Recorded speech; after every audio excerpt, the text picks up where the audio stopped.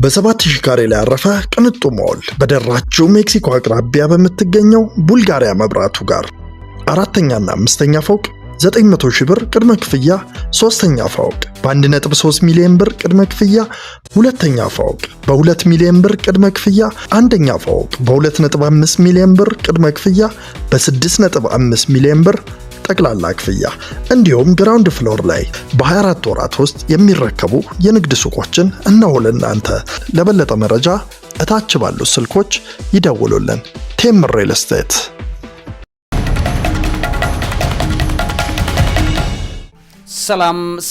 ሰላምና ጤናን ፍቅርን በረከትን ያድልኝ። ክብራትና ክብራን ሣድስ ቤተሰቦቼ በድጋሚ ተገናኝተናል። ዛሬም የሚገራርሙ የዓለም ዜናዎችን እየሰማን ያለነው በተለይ በዋነኝነት የአሜሪካ ጀቶች እንግዲህ ሁለተኛዋ ጀት ተመታ መውደቋ እየተነገረ ይገኛል። እንግዲህ F-15E የሚባሉ ተዋጊ ጀት እንግዲህ ከመመታቱ አንጻር በጣም ብዙ ነገር ነው እየተወራ ያለው። ትራምፕ አሜሪካንን አዋርዷታል በዚህ ጦርነት እየተባለ ነው እየተነገረ ያለው። ምክንያቱም ይሄ የትራምፕ ስራ ነው። አሜሪካ ባልተዘጋጀችበት ጦርነት ይዞ መግባቱ በራሱ ሀገሪቱን በይሄን አቅሟን ፈተና ውስጥ እንዲገባና በሌሎች ዓለማት ላይ መምታት የምትቻል ወይም መደፈር የምትችል ሀገር ናት የሚለው ነገር ትራምፕ ያሳየበት ጦርነት ነው የጦርነት። በዚህም የተነሳ እንግዲህ በጣም የሚያሳፍር ነገር ነው እየሆነ ያለው። እነዚህ ጀቶች F-15E የሚባሉ ጀቶችና ሌላ A-10 የሚባለው አውሮፕላን ጭምር እንግዲህ ተመተዋል። ሁለተኛው ነው ዛሬ ተመታው። እነዚህ ማለት እንግዲህ በጣም የሚገርማችሁ ሁኔታ የማይደፈሩ የሚባሉት አይነት የጦር ጀቶችና አውሮፕላኖች ናቸው። እንዴት ተመቶ ሊወድቅ ቻለ የሚለው ነገር በተመለከተ በዚህ ፕሮግራሜ ላይ በደንብ አድርጌ አሳያችኋለሁ። እሱ ብቻ አይደለም ውድ ሣድስ ቤተሰቦቼ፣ በተለይም ሌሎችም መረጃዎች አሉ እየተነገሩ ያሉ። ዛሬ ዓለማችንን ዜናዎች ከያዙት መካከል አንደኛው የአሜሪካ ሄሊኮፕተር መመታቱን ተከትሎ ያሉት ወሬዎች አሁንም በጣም ከፍተኛውን ቦታ የያዙ ናቸው። ኢራን በኩዌት የሚገኘውን የሚና አልአህመዲ የዘይት ማጠራቀሚያ በድሮን መምታቷም እየተነገረ ነው። ከፍተኛ ትኩስ ወሬ ነው። ኢራን የሆርሙዝ ስትሬትን በተግባር መዝጋቷ እንግዲህ በትክክል እየተረጋገጠና ውጤቱም እየታየ ያለበት ጊዜ ላይ ነው ያለነው። የባህር ትራፊክ ከፍተኛ ቅናሽ እንዳሳየ የተነገረ ይገኛል። ከፍተኛ ትራፊክ የነበረበት ቦታ ነው። አሁን ግን በከፍተኛ ሁኔታ ላይ በዛ አካባቢ ላይ መርከቦች የማያልፉበት ጥቂት መርከቦች ብቻ ሲፈቀድላቸው የሚያልፉበት ቦታ ሆኗል ማለት ነው። ኢራን 7 ሚሊዮን የሚሆኑ የጦር ሰራዊቷን ወደ ጦር ሜዳ ለማሰማራት መዘጋጀቷ እየተነገረ ይገኛል። በነገራችን ላይ የጋሊባፍ መግለጫ ነው ይሄ። 7 ሚሊዮን ፈቃደኞችን ነው ኢራን እያዘጋጀች ያለችው። የኢራን የፓርላማ አፈ ጉባኤ ሞሐመድ ጋሊባፍ እንደተናገሩ 7 ሚሊዮን የሚሆኑት ኢራናውያን የሀገሪቱን ሉዓላዊነት ለመከላከልና የአሜሪካ እስራኤልን የመሬት ወረራ ለመዋጋት መሳሪያ በማሳት ፈቃደኛ ነን በሚል ማስታወቃቸው ተብሎ እየተነገረ ይገኛል። እነዚህ 7 ሚሊዮን ተዋጊዎችን የሚያጠቃልሉት የኢራን እስላማዊ አብዮት ዘበኛንም ጨምሮ መደበኛ ጦር ወይም ደግሞ አርቴሽ የሚባሉትን በዋናነት በፈቃደኝነት ዜጎች የተዋቀረውን ባሲጅ የሚባለውን ፓራሚሊተሪ ኃይልንም ጭምር ነው። ውድ ቤተሰቦቼ ይሄ መግለጫ እንግዲህ የወጣው አሜሪካ በኢራን ላይ የመሬት ወረራ ልታደርግ ትችላለች የሚል ስጋት ከመጋቢት 2026 የነበረው ከፍተኛ ወታደራዊ ውጥረት ተከትሎ እንደሆነ እየተነገረ ነው። ኢራን ይህንንም እንደ ታሪካዊ ሲኦል ማስፈራሪያ እየተጠቀመችበት እንዳለች እየተነገረ ይገኛል። የኢራን መንግስት የተመዘገቡትን በጎ ፈቃደኞች ቁጥር ለማሳደግ ዘመቻ የጀመረ ነው። የባሲጅ ተዋጊዎች እስከ 12 ዓመት የሆናቸው ህጻናትን እንኳን ሳይቀር ወደ ጦር መሳሪያ በማሸከም ወደ ጦር ሰራዊት የመቀበል ስራ መጀመራቸው የተዘገበ ነው። የከፍተኛ ትችት እየመጣበት ያለበት ጉዳይ ነው። መንግስት እንግዲህ ፕሮፓጋንዳና የስነ ልቦና ጦርነት እያካሄደ እንዳለ ነው እየተነገረ ያለው። በርካታ ዓለም አቀፍ ተንታኞች ይሄ የ7 ሚሊዮን ቁጥር ማጋነን የተሞላበትና የኢራን መንግስት ምዕራባውያንን ለማስፈራራትና የሀገር ውስጥ አንድነትን ለማጠናከር የሚጠቀምበት የስነ ልቦና ጦርነት አካል እንደሆነ አድርገው ነው የሚገልጹት። ከዚህ ውጪ የኢራን ጦር ዋና አዛዥ አሚር ሃታሚ የሚባሉት የጠላት እንቅስቃሴን በቅርበት እንዲከታተሉና ለየትኛውም አይነት ጥቃት ዝግጁ እንዲሆኑ ወታደራዊ መስሪያ ቤቶችን ማዘዛቸው የተገለጸ ይገኛል። የኢራን ጦር እንግዲህ ቁጥሩ በጣም ትልቅ ቢሆንም በአብዛኛው የባሲጅ ተዋጊ የተራዘመና ዘመናዊ የጦር ሜዳ ውጊያ ልምድ የሌላቸው በመሆኑ ይሄ 7 ሚሊዮን ኃይል በአካል መሬት ላይ ምን ያህል ተጽዕኖ ሊፈጥር እንደሚችል ጥያቄ እያስነሳ ነው እየተባለ እየተነገረ ይገኛል። ነገር ግን ሆነም ቀረም 7 ሚሊዮን የሚጠጋ ሰራዊት ኢራን ለማሰማራት ዝግጁ ነኝ የሚለው ዜናዋንም አያይዛ ገልጻለች።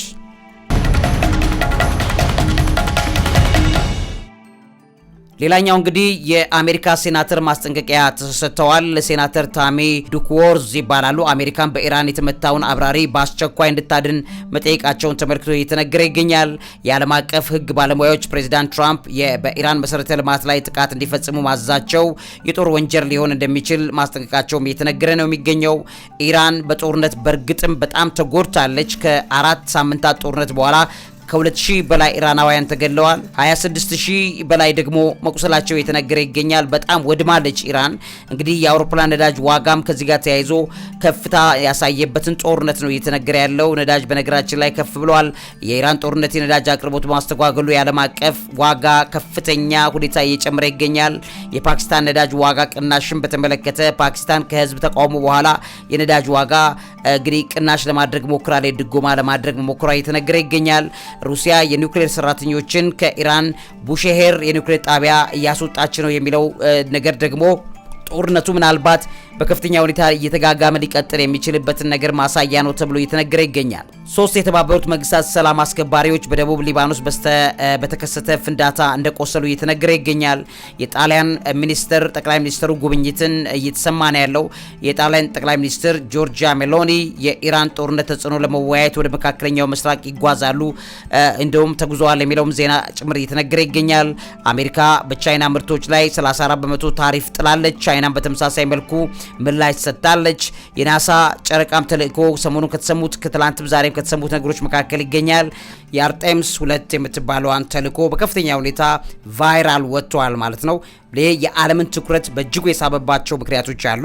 የመጀመሪያው እንግዲህ ከ50 ዓመታት በኋላ ለመጀመሪያ ጊዜ ነው አርጤምስ 2 ከ1972 በኋላ በዛ ሰዓት ላይ አፖሎ 17 ነበረች የነበረችው። ከዛ ጊዜ ወዲያ ለመጀመሪያ ጊዜ ሰዎችን ወደ ጨረቃ አካባቢ የሚልክ ተልእኮ የያዘች ናት ተብሏል። ይሄ አውሮፕላን እንግዲህ በአውሮፕላን ተሳፍረው ከምድር ምህዋር ውጭ የሚጓዙ የመጀመሪያዎቹ ሰዎች መሆናቸውን ታሪካዊ ያድርገዋል ተብሏል።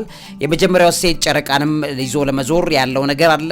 ክሪስቲና ኮክ የምትባላለች ወደ ጨረቃ በመዞር የመጀመሪያዋ ሴት ሆናለች። ይህም ተልእኮ የሴቶችን ተሳትፎ በጠፈር ላይ ፍላጎት ላይ በማጉላት በጣም ትልቁን ትኩረት እንዳገኘ እየተነገረ ይገኛል። ቪክቶር ግሎቨር ጨረቃን የሚዞር የመጀመሪያው ጥቁር አሜሪካዊ በመሆንም ታሪክ ይሰራል።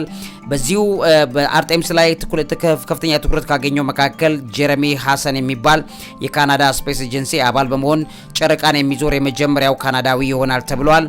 ስለዚህ ታሪካዊ ነው። ሌላኛው እንግዲህ ጠፈርተኞቹ በሰው አይን ታይቶ የማይታወቅ የጨረቃን ሩቅ ክፍል ወይም ፋር ሳይድን ይመለከታሉ ተብሏል። ይህ ሳይንሳዊ ግኝቱን እጅጉን በጣም ልዩ ያደርገዋል። የጨረቃን ሩቅ ክፍል ወይም ፋር ሳይድን ማየትን በተመለከተ በጣም ብዙ ዓለም ጉጉት ላይ ነው ያለው። ቴክኖሎጂው ይሄን ያግዛቸዋል ተብሏል። ሌላኛው በዚህ በአርጤምስ 2 በምትባለው መንኮራኩር በዚች ሮኬት ላይ ከተመዘገቡት ወይም ለየት ብሎ ቫይራል ከወጡበት ነገሮች መካከል በታሪክ እጅግ ኃይለኛው ሮኬት ነው የሚባለው።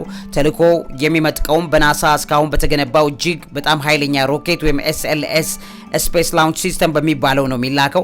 ይሄ ሮኬት እንግዲህ 30 ፎቅ ያክል ከፍታ እንዳለው ይነገራል ማለት ነው። ውድ ቤተሰቦች 30 ፎቅ ቤት የሚያክል ከፍታ ነው ያለው። የዓለማችን የመጀመሪያው ግዙፍ የሚባል አይነት ሮኬት ነው። ስለዚህ ይሄም ሌላ ቫይራል ያወጣው ወይም ለየት ያደረገው ነው። ከምድር እጅግ በጣም የራቀ የሰው ጉዞ ተብሏል። አርጤምስ 2 ጠፈርተኞችን ከምድር ከ400,000 ኪሎ ሜትር በላይ በማራቅ ሰዎች ከምድር የራቁበት አዲስ ሪከርድ ያስመዘግባሉ ተብሏል። ምክንያቱም በጨረቃው በዛኛው ሰው እስካሁን ባልደረሰው ጎን ነው የሚሄዱት እነዚህ ሳይንቲስቶች። ስለዚህ ይሄም በጣም በአርጤምስ 2ን ልዩ እንዲያደርገው አድርጓል። ወደ ማርስ ለመሄድ መሰረቱም ተደርጓል ማለት ነው። ስለዚህ አሁን የሚሞከረው ወደ ማርስ ቀጥሎ ለሚሄደው ጉዞ ትልቅ ሙከራ ነው። ለዚህም ይሄ የአርጤምስ 2 ጉዞ በጣም ልዩ ሆኗል። ይሄ ተልእኮ ጨረቃ ላይ ብቻ የሚቆም አይደለም። ወደፊት ሰዎችን ማርስ ላይ ለማሳፈር የሚያስችል ቴክኖሎጂ ለመፈተሽ የሚደረግ ቁልፍ እርምጃ ነው በሚልም ተገልጿል። ለዚህም ከፍተኛ ትኩረት እንደተሰጠው እናያለን። ዓለም አቀፍ ትብብርም አለ። እንግዲህ ተልእኮ የአሜሪካ ብቻ ሳይሆን የአውሮፓንም ጭምር ስፔስ ኤጀንሲ ESA የሚባለውና የካናዳ ስፔስ ኤጀንሲ CSAንም በመተባበር የሰሩት ውጤት ነው። ስለዚህ በዓለም ላይ የሰው ልጅ እውቀት ሁሉ ተባብሮ የሰራው ነው። ይሄ በመሆኑም በዓለም አቀፍ ደረጃ ላይ በጣም ትኩረት ያገኘ ቫይራል የሆነ ነው። 30 ፎቅ ቤት ያክል መንኮራኩር ነው እየሄደ ያለው ማለት ነው። ስለዚህ ታሪካዊ የጥንት እቃዎችን ይዞ መጓዝ አለ። ተልእኮ ከ1903 የራይት ወንድማማቾች አውሮፕላን ጨርቅ የሰሩበት ጊዜ ነው። ከዛ ከአፖሎ 18 የተረፈ ባንዲራ እንደገና በ1981 የጠፈር መንኮራኩር ክፍሎችን ይዞ ነው ይሄ ሮኬት እየተጓዘ ያለው። ስለዚህ ታሪካዊ ትስስርን ይፈጥራል ተብሏል ማለት ነው። ስለዚህ በዚህ የተነሳ በጣም ከፍተኛ ትኩረት የሰጠው ነው። ነገር ግን ደግሞ ሲክሪቱንም እነግራችኋለሁ በትልቁ ቻናሌ ላይ የአርጤምስ 2 የሚባለው መንፈሳዊ ሲክሪታቸው ምን እንደሆነ ደግሞ በዛ ፕሮግራም ላይ ሰሞኑን መለቅላችሁ ላይ ብትከታተሉት ብዙ መረጃ ታገኙበታላችሁ። ወደ ሌሎች መረጃዎች ልለፍ።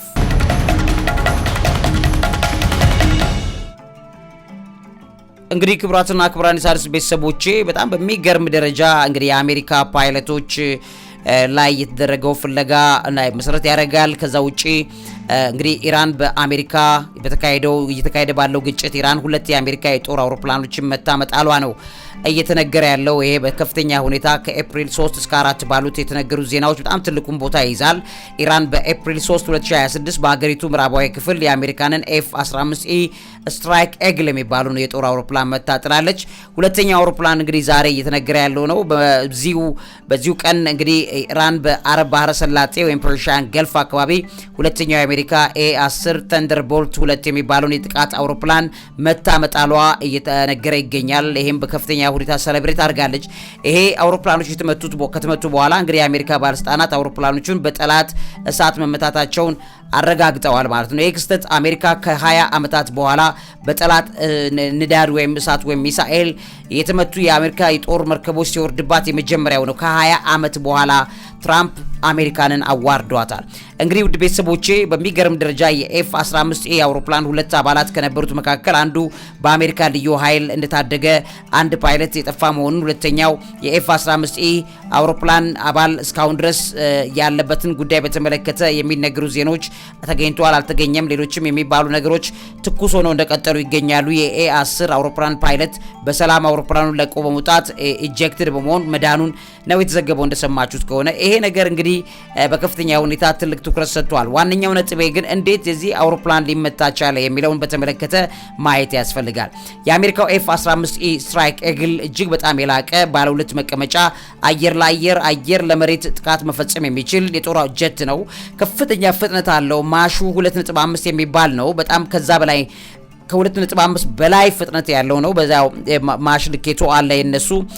ስለዚህ ዘመናዊ ኤሌክትሮኒክስ እና የመከላከያ አቅሙ በቀላሉ የማይመታ እንዲያደርገዋል ማለት ነውና በኢራን አየር መከላከያ ስርዓቶች በተለይም ደግሞ በኮራስ ማሽር በሚባለው ኮራስ ማሽር 4 ሚሳኤሎች ወይም ደግሞ በአርኪው 4 ኩድስ በሚባሉት አይነት የራዳር ስርዓቶች ነው መመታቱ እየተዘገበ ያለው።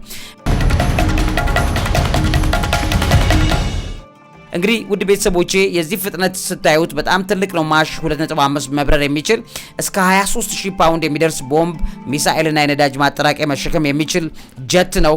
የአሜሪካ F-15E የሚባለው የ20 ሚሜ M61A1 የሚባል ቮልካን አውቶማቲክ መድፍ ይዘዋል እና በጣም አደገኛ ተኳሽ ሮኬት አውሮፕላን ነው።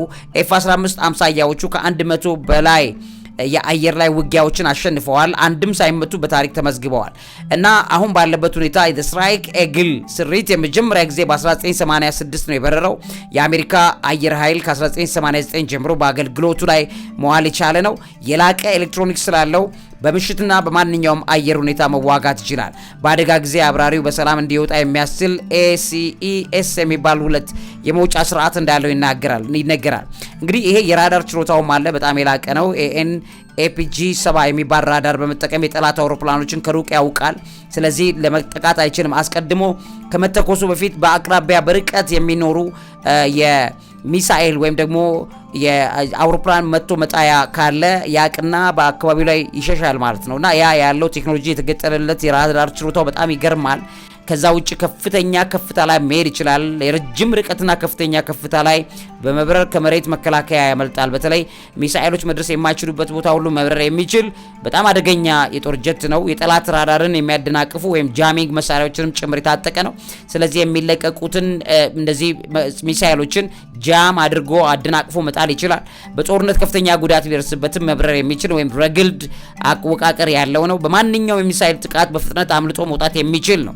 ስለዚህ ዓለማችን አሁን አለ በሚባል የሚሳኤል ቴክኖሎጂ በጠቅላላ አልፎ መውጣት የሚችል ጀት ነው ተመቶ የወደቀው።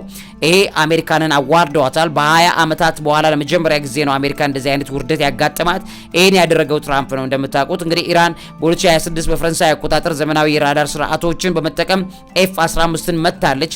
የኢራን እስላማዊ ዘብ ኳራማሽማህር የሚባለውን ሚሳኤል በመጠቀም ነው የመቱት። እንግዲህ በጣም የሚገርም ውጤት እንደታየበት እየተነገረበት ነው። እንዴት ተመቶ ወደቀ የሚለው አሁንም በአሜሪካ መንግስት ላይ ከፍተኛ ድንጋጤ እንደፈጠረ እያየን ነው። እነዚህ መረጃዎች ላካፍላችሁ ብዬ ነው ውድ ሣድስ ቤተሰቦቼ። ሳይንቲስቶች 2026ን ከ2025 ጋር ተቀራራቢ የሆነ ከፍተኛ የሙቀት መጠን እንደሚመዘገብና 1.5 ዲግሪ ሴንቲግሬድ የሙቀት መጠን ገደብ በላይ ሊያልፍ እንደሚችል እያስጠነቀቁ ተገኝተዋል። በዚህኛው ሰሞን ማለት ነው። ይሄም ለዓለም አቀፉ አደጋዎች መባባስ እጅግ በጣም አደገኛ አስተዋጽኦ ያደርጋል ተብሎ እየተነገረ ይገኛል። በሰሜን አሜሪካ በተለይም በካሊፎርኒያ በማርች ወር ታይቶ የማይታወቅ ከፍተኛ የሙቀት መጠን ተመዝግቧል። ዓለማችን ላይ የሙቀት ጉልላት ብለውታል፣ ሂት ዶም። ይሄ እንግዲህ ኦልሞስት ሙቀት በዚህ ደረጃ ላይ በካሊፎርኒያ ታይቶ አይታወቅም፣ ሪከርድ ሰብሯል የተባለበት ነው። ይህም ተጽዕኖ የሙቀት መጠኑ ከወቅቱ አማካይ ከ11 እስከ 17 ዲግሪ ሴንቲግሬድ በላይ ከፍ እንዳደረገው እየተነገረ ይገኛል። መሬታችን ለምድራችን ለሰዎች ማስጠንቀቂያ እየሰጠች ነው ያለችው። እባካችሁን ተጠንቀቁ እያለች ፊሽካ እየነፋች ነው። መለከት እየተነፋ ነው። የሰው ልጅ ግን እያስተዋለ አይደለም። የውቅያኖሶች ሙቀት በከፍተኛ ሁኔታ እየጨመረ ነው ውድ ቤተሰቦቼ። ያንንም ተከትሎ የሚመጡ ማዕበሎች፣ የባህር ጠለል መነሳት እያፋጠነው ነው የሚገኘው። ይሄ የባህር ወለልና ጠለል ከፍ ማለት ደግሞ የሚመጣ ዋነኛው ነገር የበረዶ በመቅለጣቸው የተነሳ ከፍተኛ የውሃ ክምር በውቅያኖሶችና በባህሮች አናት ላይ እየተከመረ ይገኛል። ይሄም የተለያዩ ነገሮች ችግሮችን አግተልትሎ ይዞ እየመጣ ይገኛል። የተፈጥሮ አደጋዎች፣ የጎርፍም የማዕበልም አደጋዎች በዚህ ሰሞን ላይ እንደሰማነው ከፍተኛ ሪከርድ እያሳዩ ይገኛሉ። በዚህ በሚያዝያ ወር ሲጀምር በአሜሪካ መካከለኛ ክፍሎች ከባድ አውሎ ንፋሶች፣ በቶርኔዶ አደጋዎች፣ በረዶዎች ተከስተዋል። ይሄም በተለይ ለጉዞ ከፍተኛ መስተጓጎል እየፈጠረ ነው። ደቡብ አፍሪካና ኢትዮጵያም እንደበሰማችሁት እንግዲህ በምስራቅ እና ደቡባዊ አፍሪካ ክፍሎች ላይ የጎርፍ የመሬት መሸራት አደጋዎች ቀጥለዋል። ከነዚህ መካከል ኢትዮጵያ፣ ኬንያ፣ ሞዛምቢክ፣ ዚምባብዌ ከፍተኛ ተጽዕኖ እንደደረሰባቸው እየተነገረ ይገኛል። እንግዲህ በሚያዝያ መግቢያ ላይ ደግሞ በኢንዶኔዥያ 7.8 የመሬት መንቀጥቀጥ ተመዝግቧል በሬክተር ስኬል። ይሄም የሱናሚ ማስጠንቀቂያዎችን በማስከተል በነዋሪዎች ላይ ከፍተኛ ሽብር እንደፈጠረ ዘ ዋሽንግተን ፖስት ዛሬ በዚህ ሰዓት ላይ ዘግበው ይገኛል። የአርክቲክ በረዶ መቀነስም ውድ ቤተሰቦቼ በጣም በከፍተኛ ሁኔታ የናሳ ማስጠንቀቂያ ወጥቶበታል። የክረምት ጊዜው አርክቲክ የባህር በረዶ መጠን ከ1979 እንደ አውሮፓውያን የዘመን አቆጣጠር ከተመዘገቡት ዝቅተኛ ደረጃ ጋር ተቀራራቢ ሆኖ ተገኝቷል ተብሎ በሚያሳዝን ደረጃ ሪፖርት እየወጣ ይገኛል። የጫካ እሳት በላቲን አሜሪካ በጥር ወር ጀምሮ እንደምታውቁት በቺሊ በአርጀንቲና የጫካ እሳት አሁንም ቀጥሏል እና በአንዲያን ተራሮች አካባቢ ያሉ ተፈጥሯዊ ደኖችንም ጭምር እያጠቃ መሆኑን እየተነገሩ ይገኛል። ይሄም ዓለማችን በመጨረሻዎቹ ዘመናት ላይ ከምትሰጠው ፊሽካ ከምትሰጠው ማስጠንቀቂያና ከምትለቃቸው መለከቶች ከነፋቻቸው ተጠንቀቁ ብላ መሬታችን ካስጠነቀቀችን ነገሮች መካከል ይገኝበታል። የተዋሃዱ የአየር ንብረት አደጋዎችም አሉ። በአንበሳት ጀምሮ በበግ የተጠናቀቀ ተብሎ ነው የሚገለጸው። እጅግ በጣም ያልተረጋጋ ሁኔታ ወይም ዌዘር ዊፍ ፕላሽ የሚባል አለ። ይሄም በተለያዩ ክፍሎች ላይ ታይቷል። በዓለማችን ታሪክ እንደዚህ አይነት ነገሮች ብዙም አይዘወተሩም፣ ግን አሁን እየተደጋገሙ ነው። በአንዳንድ የአሜሪካ ክፍሎች ከፍተኛ የበረዶ ግግር ሲመዘገብ፣ በሌሎቹ አካባቢዎች ደግሞ ከፍተኛ ሙቀት። ይሄ በጣም የሚገርማችሁ በአንበሳት ጀምሮ በበግ ተጠናቀቀ የሚባለው አይነት ነው። ሁለት በጣም ኤክስትሪም የሆኑ ዌዘር ኮንዲሽን በዓለም ላይ በአንድ ሀገር በስፋት የሚያስተዋሉ ጉዳይ ቁጥሩ እየጨመረ መሆኑ ለዓለማችን ስጋት እያሳየ ይገኛል። እውቀት ታላቁ እግዚአብሔርን ታከብራለች። መምህርና ጋዜጠኛ ዐቢይ ይልማ ነኝ። በ7000 ካሬ ላይ ያረፈ ቅንጡ ሞል በደራችው ሜክሲኮ አቅራቢያ በምትገኘው ቡልጋሪያ መብራቱ ጋር አራተኛና አምስተኛ ፎቅ 900 ሺህ ብር ቅድመ ክፍያ፣ ሶስተኛ ፎቅ በ1.3 ሚሊዮን ብር ቅድመ ክፍያ፣ ሁለተኛ ፎቅ በ2 ሚሊዮን ብር ቅድመ ክፍያ፣ አንደኛ ፎቅ በ2.5 ሚሊዮን ብር ቅድመ ክፍያ፣ በ6.5 ሚሊዮን ብር ጠቅላላ ክፍያ እንዲሁም ግራውንድ ፍሎር ላይ በ24 ወራት ውስጥ የሚረከቡ የንግድ ሱቆችን እነሆ ለእናንተ። ለበለጠ መረጃ እታች ባሉት ስልኮች ይደውሉልን። ቴምር ሪል ስቴት